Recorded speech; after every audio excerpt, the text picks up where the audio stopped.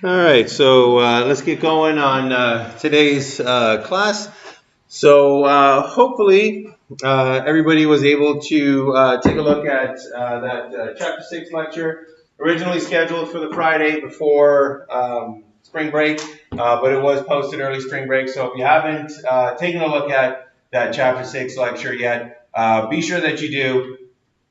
Make sure that you do take a look at how to get that comparison distribution, because that idea is going to be something that we carry on with us throughout the rest of our hypothesis test.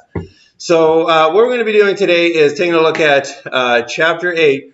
Chapter 8's got two separate t-tests. We're going to see exactly what those are. Single sample t-test and dependent means t-test. And we are going to start with our look at the single sample t-test as we work through this very, very exciting portion of this course, because after so many lectures, after so many classes, after being ready, after learning every single step of the hypothesis test, and developing all of those skills, last time you were actually ready to do the whole thing alone. So last time when we looked at the hypothesis test for a known population, that was the first time that you had all 5 steps in your arsenal to complete your task. But now, today, not only are you now ready to do these alone, but we are now, for the first time, actually going to do these for real. So we have finally gotten to that portion of the course where no more caveats, no more simplifications, no more hypothesized situations. We are now getting to the place where the stats gets real, and we are actually going to be doing analyses for situations that you will come across yourself, either reading about it in psychology papers or doing it, for example, in your advanced lab. So that promised ninja stuff, that really cool answering actual psychology questions, looking at actual psychology data in a real-world setting, we've finally gotten to that particular place. So for this class today, what we're going to do is we're going to take another look at the Harlow study on infant attachment, but this time we're going to take a look at it the way that it would have been done. So we're not going to assume anything that we wouldn't already have known. Or that we wouldn't know in real life in order to do this. We're going to do it the way that Harlow himself would have done it when he was looking at his data. All right, so before we get to all of that, just a brief glimpse of what is going to be part of your future really, really soon. And then we'll have a brief recap on hypothesis testing, and we're going to introduce the idea of the t-statistic. So the t-statistic, because we're getting into the real world now, is going to be our alternative to the z-statistic. So very nicely, though, it works almost exactly the same. So it's just going to be basically flipping to a different appendix. And then we'll go through a hypothesis test with the t-statistic.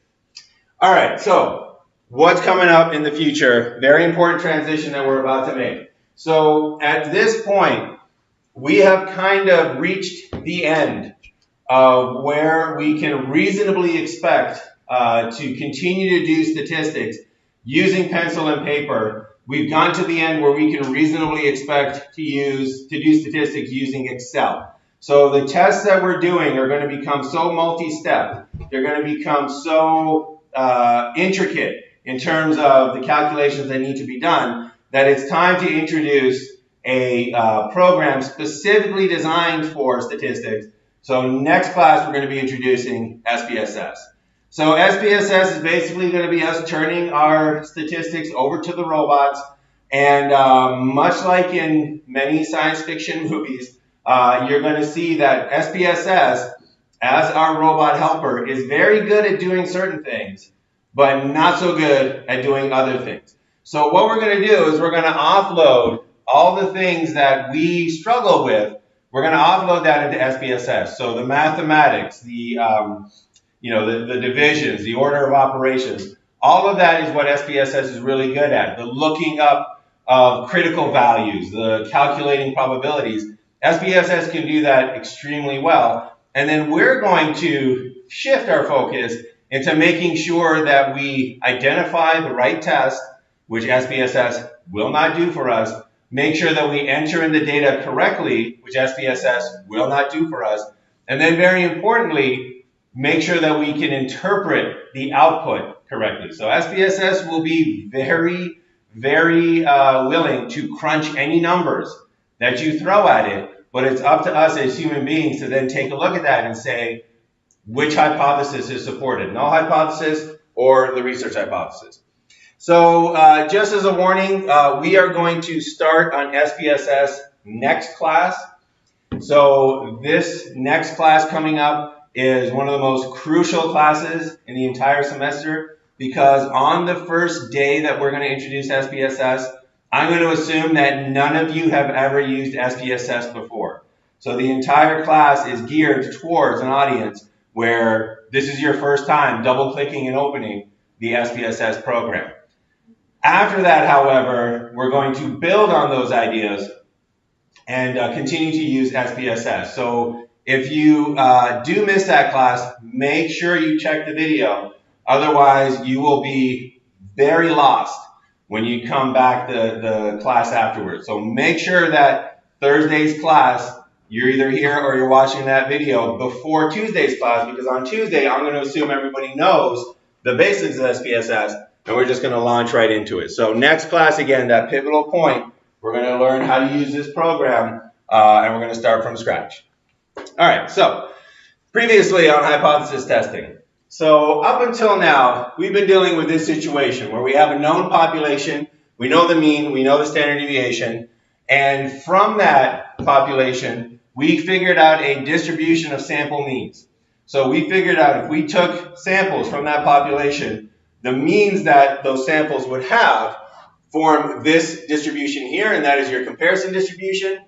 And then we took our treated sample that we could actually measure, we calculated the mean, and we basically determined what is the probability that that mean came from that comparison distribution. And we made this decision, or we determined the levels of the probability by defining, for example, for a two-tail test, two separate tails determined by the probability that we were willing to allow that alpha level. And we basically determined whether or not our sample mean, where was it in this comparison distribution?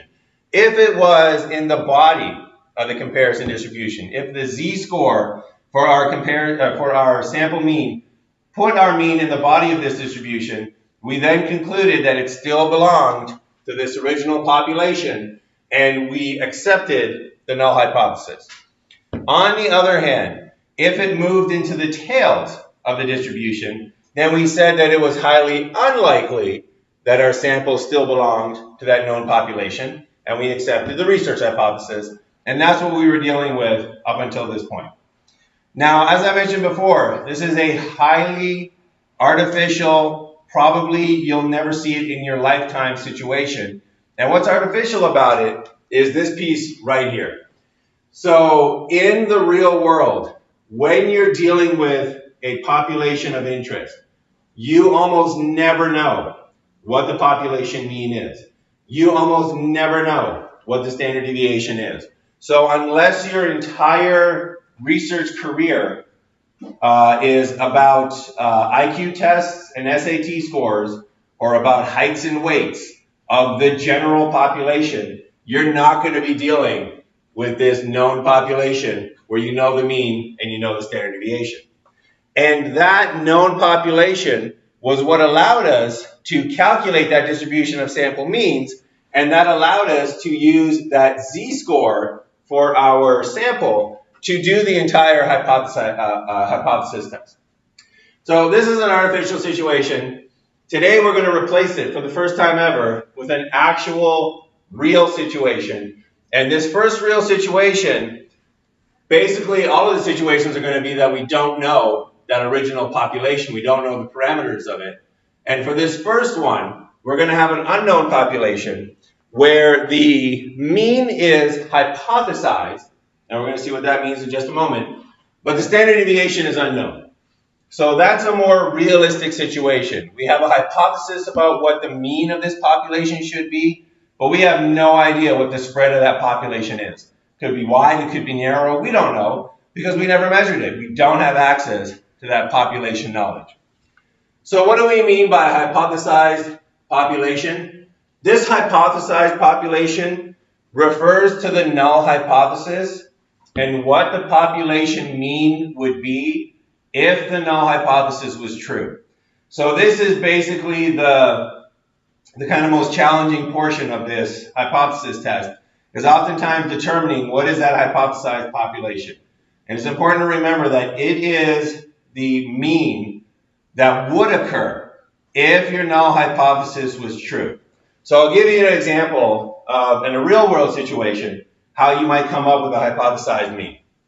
So let's say that you are interested in the gender gap, the gender pay gap, and you measured the population in the 1970s, and you found that the gap was about 41 cents in the 1970s. You took a look at the population data in 2016, and you found that the gap was about 21 cents in 2016. And you wanted to ask yourself, what is the gap today? You want to test, what is the gap today in 2019? We don't know. We have no idea what that gap is today. Maybe it's closed. Maybe it's 5 cents. Maybe it got worse, right? I have no idea. I don't know what the gap is going to be in the population. But if the null hypothesis is true, if the null hypothesis that there is no effect, that there is no gap is actually true, then I know exactly what the gap should be. It should be this. It should be 0. So that's a hypothesized mean. I don't know what the real gap is, but if the null hypothesis is true, then the gap is 0. And that's our hypothesized mean. So when you're doing this, this section of the research, always look for information that will give you that hint or that ability to determine what that hypothesized mean actually is. And we're going to see an example when we take a look at Harlow's monkey study. All right, so we have a hypothesized mean. Importantly, we have an unknown standard deviation. And that is a problem for our comparison distribution. Because if you take a look at our comparison distribution, the mean of our comparison distribution is going to be the hypothesized mean. That's fine. That's still intact. Well, look at the standard deviation of our comparison distribution. We're missing that piece of information. We don't know what the standard deviation of the population is anymore. We don't have that information. So we can't calculate out this distribution of sample means.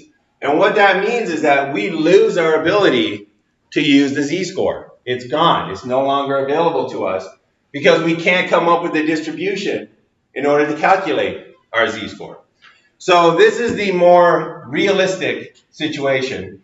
We have a hypothesized mean. We don't know the spread of the population. So what do we do now because we have lost our ability to calculate that z-score? Well, the answer is that we go to a new score. We go to a t-statistic instead of the z-statistic. So the t-statistic for your unknown population, this is when you have that unknown population. In this case, we have a hypothesized mean, right? We have a hypothesized mean. The gender pay gap is 0, right? If there's no effect, that is our hypothesized mean. We have an unknown spread. We don't know what the standard deviation is of our population. That's the situation, and that means that we cannot directly calculate that distribution of sample means. Because we have the mean, that's completely fine, but we lack that standard deviation. We do not have this point right here. So what we're going to do is we're going to use, instead of that z-statistic, we're going to use a t-statistic. And just to put everybody's minds at ease, very little is going to change about this 5-step procedure here. So the 5-step hypothesis test is going to stay almost exactly the way that it is. So for example, step number 1, there is no change in determining what your null hypothesis and your research hypothesis is. So that does not change whatsoever. Step number 2, determine the characteristics of the comparison distribution. This one, it will change, right? Because we don't have access to that standard deviation. Can't do the comparison distribution the way that we used to. Step 3, determine your cutoff score on the comparison distribution at which the null hypothesis should be rejected. This will also change. Spoiler alert, you're going to flip to a new appendix. That is basically 98% of the change. So it's not much new, but it is new. It is a change. Determine your sample score on the comparison distribution. This is going to be a very, very slight change. A blink and you'll miss it change. So make sure that you're not blinking when we go over it. And then finally, decide whether to reject the null hypothesis. This, once again, no change from before. So we got change in 2 of the steps, slight change in 1 of the steps, 2 of the steps, no change whatsoever. So let's start taking a look at the ones that actually did change, so we know what's new in this new realistic situation. All right, determine the characteristics of the comparison distribution. This actually does change.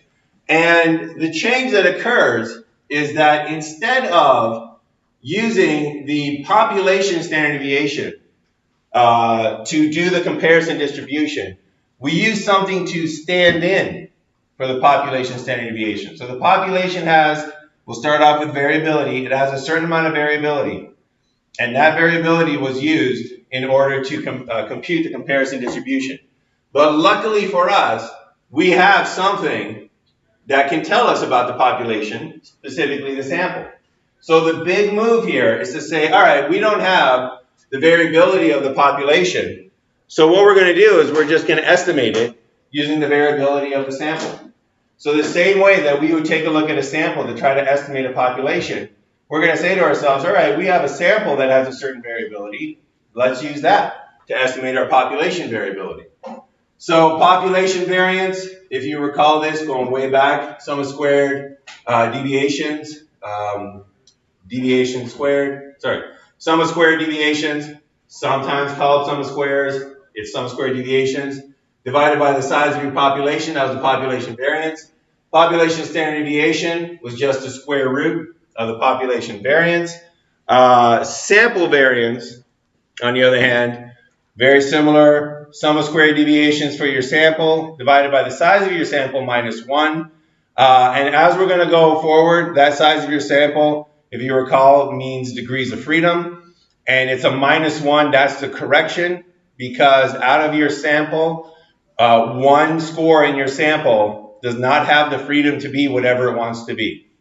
So much like the 5 people at a barbecue who all get to choose one plate, and there's 5 different things to eat. The first person gets a choice, second person gets a choice, third gets a choice, fourth gets a choice, but that last person has whatever's left over. They have no degrees of freedom. So that's why it's minus 1. And this variance is going to stand in for population variance, and sample standard deviation is going to stand in for population standard deviation. So that's the only change. So the way that we introduced comparison distributions in Chapter 6, we're going to do the exact same steps, except everywhere that we would have used population standard deviation, we are now going to use sample standard deviation in its place. All right, so we're going to estimate the unknown distribution of sample means standard error, its standard deviation, and we're going to estimate that using the estimated standard error. So this is the standard error that you would calculate when you had the population standard deviation. This is the standard error that you calculate when you're using the sample standard deviation to stand in for the population standard deviation. Hence, it's distinguished with that sample standard deviation, and that little m indicates that it's that distribution of sample means.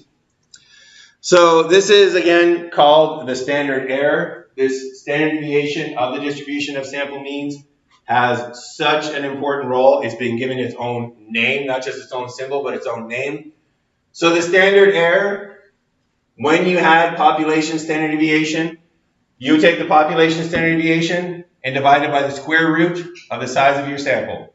And that would be the spread of your comparison distribution.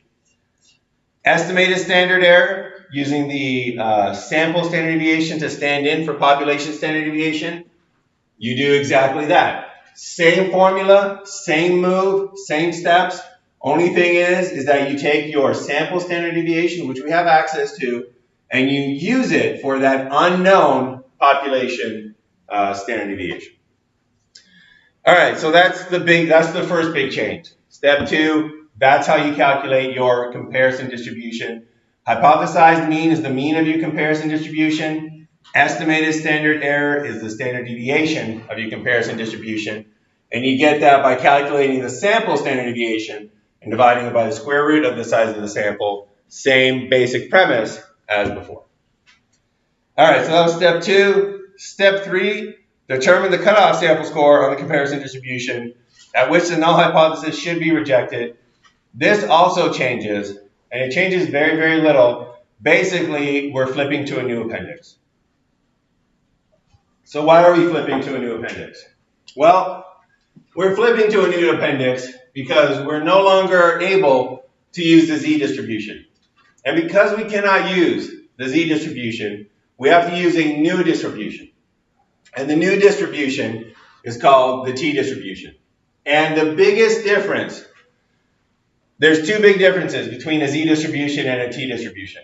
First off, a t-distribution, because you are estimating the standard deviation of a t-distribution, right? The t-distribution is your comparison distribution.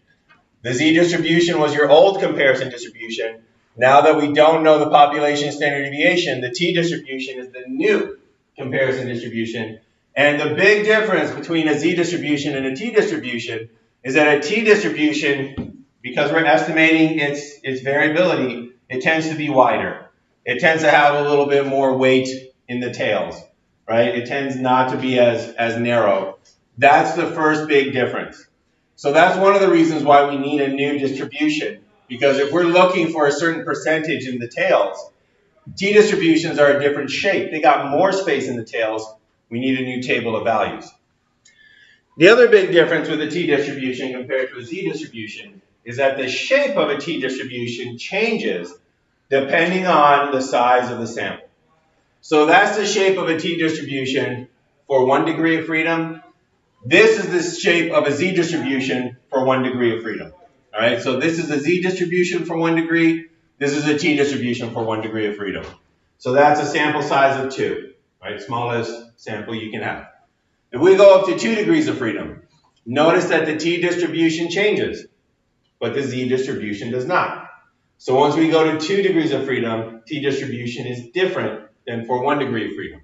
Sample size of 4, t-distribution changes once again. Z-distribution does not.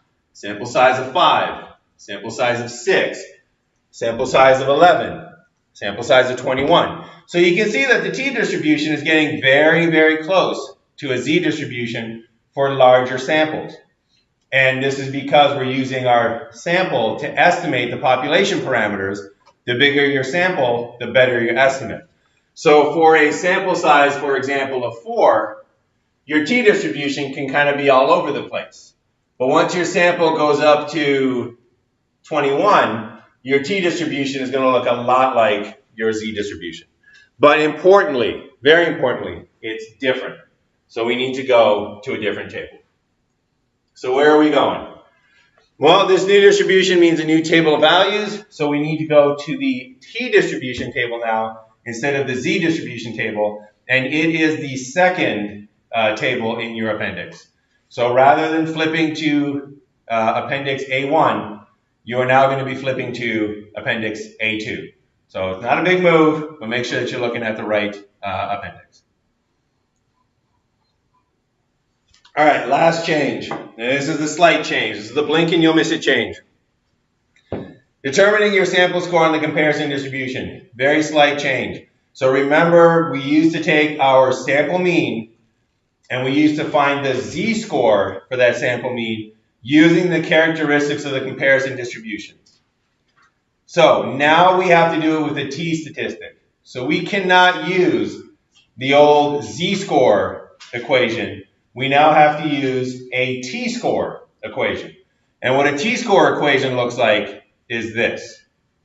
So you might remember the z-score equation looks like this. T-score equation looks like the one above. They're almost exactly the same. All right, it's like I said, blink and you'll miss it. What's the difference? The standard deviation that you use. So again, this is the estimated standard deviation for your distribution of sample means. This is the actual standard deviation for your distribution of sample means. But notice you're still taking a deviation, dividing it by standard deviation. It's still the same idea. So don't get thrown off. It's a t-score instead of a z-score, but the formulas are almost exactly the same. And just to kind of make it consistent with your text, once again, that is mathematically equivalent to that. This is what's in your textbooks, but again, just notice that the top part of that, exactly the same. You take your sample mean, you subtract away your comparison distribution mean. The only difference is what you're doing on the bottom. And what you're doing on the bottom is just using, instead of the known standard deviation, the estimated standard deviation. And that's about it. So again, that's why we cannot use the z distribution. We got to use the t distribution because we have this new calculation that is being done. All right, so that is the extent of the differences that we're going to encounter. So right now we're dealing with the realistic situation where we have an unknown population, right? Where we're asking about something that has never been studied before. And we don't know what the mean of this population is. We don't know what the spread or the variability of this population is. But we do know what our null hypothesis hypothesizes about the population. We'll see an example of that in just a moment. From that unknown population, we now have a new comparison distribution, which is a t distribution of sample means. So it's still sample means. It's still a distribution of sample means, but now it's a t distribution. Those are the parameters right there. And the move is still the same. We still find our treated sample, and we still want to know what is the probability that that treated sample still belongs to the known population. We're going to compare our sample mean fairly to a distribution of sample means. We're still going to get those cutoff scores. We're still going to calculate a score for our sample, but it's going to be a t-statistic or a t-score. And if our sample mean as a t-statistic ends up in the body of our comparison distribution, we're going to accept the null hypothesis. We're going to reject the research hypothesis. We're going to say that the treatment did nothing, that our sample still belongs to that hypothesized population. If, on the other hand, it crosses over into the tails, we're going to say, no, it no longer belongs to this hypothesized population. It now belongs to the treated population, a different population. The treatment actually worked. We accept the research hypothesis. All right, so that's the basic idea behind it. Let's actually see this in action now by taking a look at Harlow's monkeys one more time, but this time without any assumptions, without any knowledge, without any unrealistic information. All right. So, classic study of infant attachment, Harlow 1959, placed infant mothers in cages with 2 artificial surrogate mothers. One mother was made from bare wire mesh and contained a baby bottle from which the infant could feed. The other mother was made from soft terry cloth and did not provide any access to food. Harlow observed the infant monkeys and recorded how much time per day was spent with each mother. In a typical day, the infant spent a total of 18 hours clinging to one of the 2 mothers. If there were no preference between the 2, you would expect the time to be divided evenly, with an average of 9 hours for each of the mothers. This is a very important piece of information because this is where you find your hypothesized mean. So we have no idea how long these monkeys are going to spend with the terry cloth mother, right? We have no idea. It's an unknown population. But we do know that infants typically spend 18 hours a day with one of their mothers. So we do know that in the population of monkeys, they spend 18 hours a day with their parental caregivers, with their mothers. So what that means is we don't know if they're going to prefer the terry cloth mother. We don't know if they're going to prefer the wire mesh mother. We don't know if they're going to spend 17 out of those 18 hours with the wire mesh mother. We don't know if they're going to spend 12 out of those 18 hours with the terry cloth mother. We don't know. It's an unknown population. But what we do know is that if there was no preference, they would spend equal amounts of time with both mothers. So we don't know what the actual situation is, but we do know that if the null hypothesis is true, if there really is no preference, then they will spend 9 hours with the terry cloth mother, 9 hours with the wire mesh mother. So be on the lookout for the information in your question, in your study description, that will tell you or give you the info that you need to determine that null hypothesis population mean. All right, so typical monkey actually spent around 15 hours per day with the terry cloth mother, indicating a strong preference for the soft, cuddly mother. So suppose a sample of 9 monkeys average 15.3 hours per day with a sum of square deviations of 216 with the terry cloth mother. Is this result sufficient to conclude that the monkey spent significantly more time with the softer mother than would be expected if there was no preference? We're going to use the two-tailed test with an alpha of 0.05. So, realistic situation, we have no idea what the actual population is doing, right? Unknown population. So what do? Well, we go back to that 5-step procedure, and much of this is not going to change. So for example, step 1, I think we've seen step 1 on this question. This is probably the 3rd or 4th time. We're going to see it one more time, and it does not change whatsoever, which is nice. We get a little bit of consistency here. So once again, the question, is there a preference for the terry cloth mother or for the wire mesh mother? Is there a preference for either one of these mothers? The research hypothesis is that there is a preference for one of the mothers. And that is written out by saying that the mean time spent with the terry cloth mother is not going to be equal to the mean time spent with the wire mesh mother. So this would indicate that there is a preference for one of the mothers. This is the research hypothesis. This would indicate that our sample of monkeys actually comes from this treated population where there's a preference for one of the mothers. How much of a preference? We have no idea. We're dealing with an unknown population. But that's the research hypothesis. Null hypothesis is that there is no preference for either mother. And that means that the mean time spent with the terry cloth mother equals the mean time spent with the wire mesh mother. That's what no preference means. The null hypothesis means that they would belong to this unknown population. But it comes with a hypothesized mean. And that hypothesized mean is 9 hours. Because once again, we know that these monkeys typically spend 18 hours a day with one of the mothers. So if there is no preference, we know it's going to be 9 hours with one, 9 hours with the other. So if the null hypothesis is true, they're going to spend 9 hours with the terry cloth mother. That is where you get your hypothesized mean. It's always if the null hypothesis is true. All right, so we got step 1, null hypothesis and research hypothesis. Step 2, determine the characteristics of the comparison distribution. This is where we go to that bit of math magic, that central limit theorem. This is where chapter 6 comes into play. So the mean of your distribution of sample means, your t distribution, what you're going to compare your sample to. The mean of it is your hypothesized population mean. So we know that they spend 18 hours a day with one of the two mothers. If they don't prefer either one, they're going to spend 9 hours with one mother, 9 hours with another mother. So we know that the t distribution, the comparison distribution, that is, we're going to compare our sample to, has a mean of 9. That is what the hypothesized mean does for us. So it gives us that hypothesized mean. It gives us the mean of our comparison distribution. We got 1/2 of our comparison distribution. What about the standard deviation? What about the spread of it? Well, we need to calculate that spread. And first thing we need to do is we need to calculate the variance for our sample. So we have some sample data. First thing is we got to calculate that sample variance so we can use it for the population variance.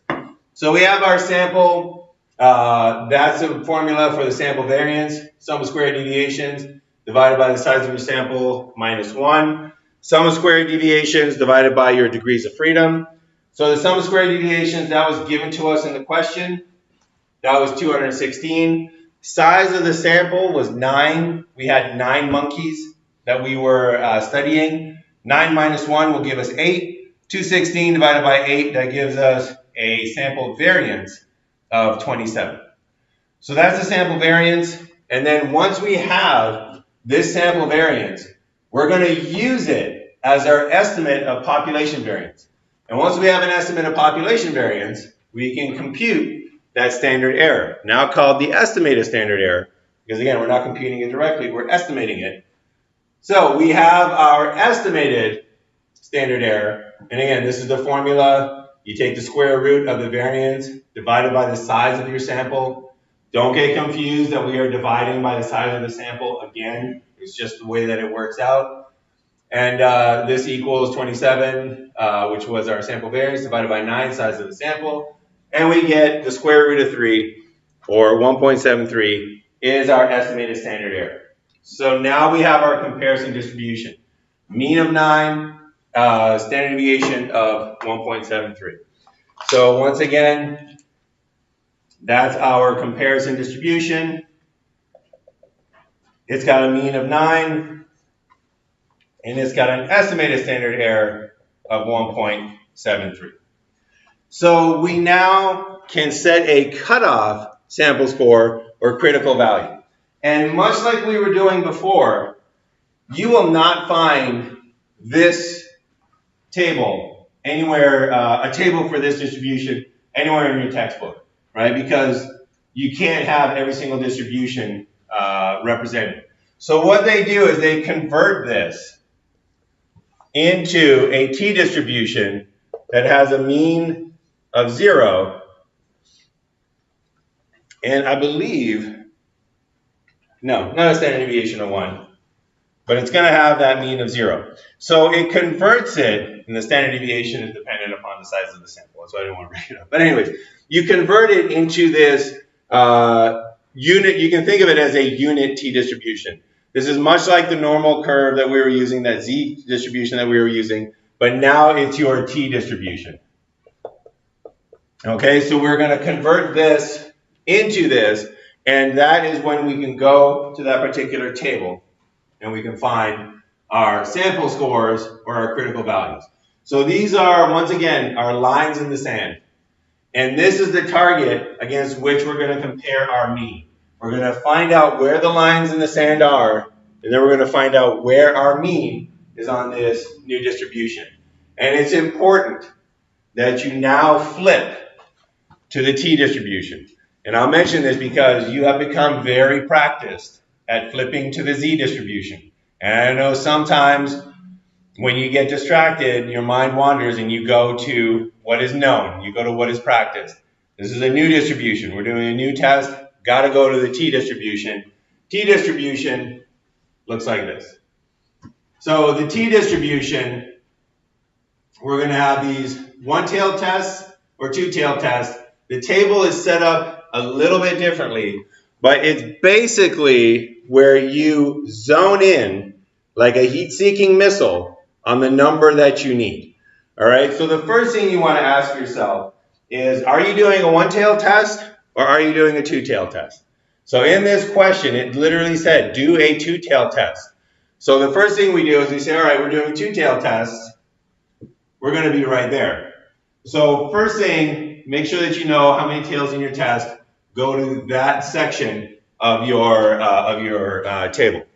Next thing we need to do is we need to figure out the degrees of freedom. And notice that, once again, your t-distribution changes shape depending upon the degrees of freedom. This is a new attribute, not something we have to worry about with the z-distribution. So we got to find our degrees of freedom here. And remember that your degrees of freedom is not the size of your sample. It's the size of your sample minus 1. So don't get tricked in this case at looking at the row for 9, because your degrees of freedom are 1 less than the size of your sample. Degrees of freedom of 8 for this particular question. We got 9 monkeys. Degrees of freedom is 8. So now we know that we're somewhere in these values right here. And then the last thing we got to do is we got to take a look at what was our alpha level. And we have scores for an alpha level of 0.1, alpha level of 0.05, alpha level of 0.01. For our question, they said do it with an alpha level of 0.05. And once you find where all three of those pieces of information intersect, you then have your cutoff score. And this cutoff score, much like the Z distribution table, it's symmetrical. So what this is saying is that we have one line in the sand at a t-score of positive 2.306. We got another line in the sand at a z-score of minus 2.306. And this is what puts 5%, that alpha of 5%, into these two tails over here. So we got 2.5% on one side, we got 2.5% on the other side. Much like we've been doing before, it's just with a new distribution. All right, any questions so far on that? Okay, so we got our cutoff scores. Make sure that you're going to that new table. So those are our cutoff scores. And you'll notice, just to kind of reinforce this idea of the importance of degrees of freedom, whenever a t-score is reported, the degrees of freedom are always reported with it. So this t, and in brackets 8s, means that this is the t-score for 8 degrees of freedom. It's plus or minus 2.306. All right, step 4. We got to find where our sample is. So we have our sample mean. We have our sample scores. We've measured the monkeys. We've seen how long they like to spend with the terry cloth mother. So now we got to figure out our t-score. We got to take our sample mean and convert it so we can put it somewhere on this comparison distribution. And the way that we do that is almost exactly like we did before with the z-score. We got a mean of 15.3. On average, these 9 monkeys spent 15.3 hours with the terry cloth mother. We have our comparison distribution that has a mean of 9. That's your null hypothesis mean. Standard deviation of 1.73. This we had to estimate using our sample standard deviation. So we got all that information. We pop it into our z-score formula, t-score formula, but very, very similar. Almost, again, blinking, you'll miss it. So we have our mean of 15.3 minus 9, all of that divided by 1.73. We pop in the numbers, we got 3.64. So 3.64 is where our sample mean of 15.3 ends up on our comparison mean here, ends up on this t distribution that we were able to look up. So we have our mean, our t-score of 3.64. So this is 0 right here. This is 1 right about there. This is 2 right about there. This is 2.3. This is 3. This is 3.64. So somewhere in here is where our mean ended up. Our sample ended up in those tails. So now the final thing we need to do is we need to decide step 5. What do we do when our sample mean ends up in that tail? Well, step number 1 here, if the sample t-score is beyond the cutoff t-score, there's your cutoff t-score. Yep, our sample mean went beyond. So what do? Well, we accept the research hypothesis and we reject the null hypothesis. So that's our conclusion. We're going to accept the research hypothesis. There is a preference. On the other hand, if our sample t-score was within the cutoff t-score, if it ended up somewhere in here, right, then we would have accepted the null hypothesis and rejected the research hypothesis. As it is, our t-score did cross that line, ended up in the critical area, so we reject the null hypothesis, and now we would, again, conclude that the monkeys actually do prefer the terry cloth mother, but this is the real way to do this hypothesis test. This is the way that Harlow would have done it, by taking a look at that hypothesized mean and saying, I don't know what the actual preference is for the population of monkeys, but I do know that if there is no preference, it should be 9 for one, 9 hours for the other. All right, so any questions on that? Okay, so that's what I wanted to introduce for today. So a couple of things, and then we'll turn it over to practice time or question time for any of you. So homework assignment number 10, chapter 8, part 1. That is going to be due on March 20th by midnight. So start up on work on that. Homework part 1 is what we just kind of went through. We are going to introduce SPSS very soon. And once we introduce SPSS, you're going to be highly encouraged to use SPSS to do your homework. So bear that in mind. This is going to be the last kind of pencil and paper struggle that you're going to go through. But I do feel it is kind of necessary, especially to give you an appreciation of just how powerful SPSS can be. So before we peek behind the curtain and see what we can actually do, just one last time, working through this kind of paper and pencil calculations. As always, make sure that you're doing the MyStatLab study plan. Earn those mastery points if you're not getting 100% on your pretest. Earn those mastery points if you forgot to do one of your pretests. It's also available for that. So I've been hearing from some students that, oops, they forgot about some things that were due Monday at midnight. If it was a pretest, you can get that done and earn 100% on that. Also, be sure, I saw some sort of blank expressions on people's faces today.